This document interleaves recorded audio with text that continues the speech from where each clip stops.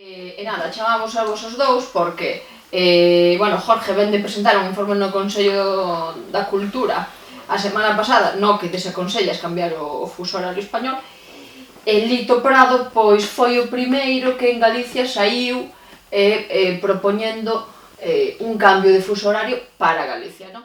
Imaginemos que cambiamos o fuso horario canario, perfecto. Entón, imaginemos unha persoa que ten unha tenda e pecha ás 19 horas de todos os días, vale? Esa persoa sae, pecha ás 19 horas, pum, e ao pechar, pois ve que se lle pon o sol, pum, vale? Referencia astronómica. Ao día seguinte, decrétase o paso ao fuso horario canario, vale? Que quere dicir iso? Quere dicir que o punto do feito natural a ese punto, é asignado un número distinto. É asignado un número distinto do que tiña antes.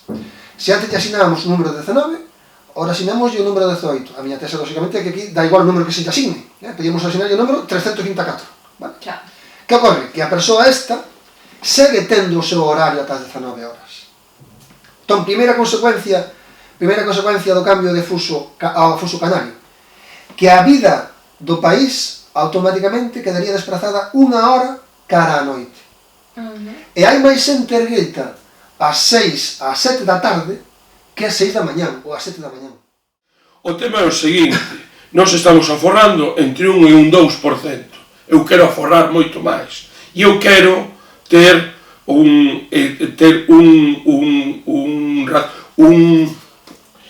gasto racional enerxético, que non estamos tendo.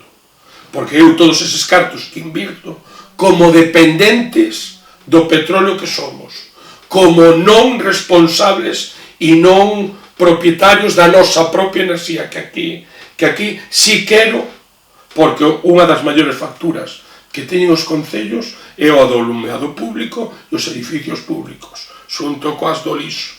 Entonces, eso como podemos baixar? A través do cambio de fuso horario. Da península que se chama Galicia repercútelle aínda moito máis.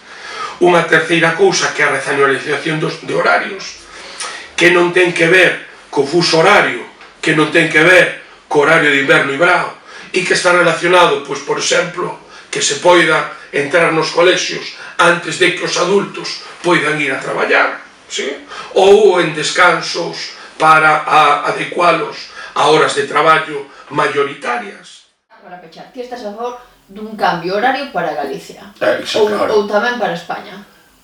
Aí cada territorio ten que plantexarse o que é beneficioso para él. Eu estou falando única e exclusivamente con visión galega. Vale.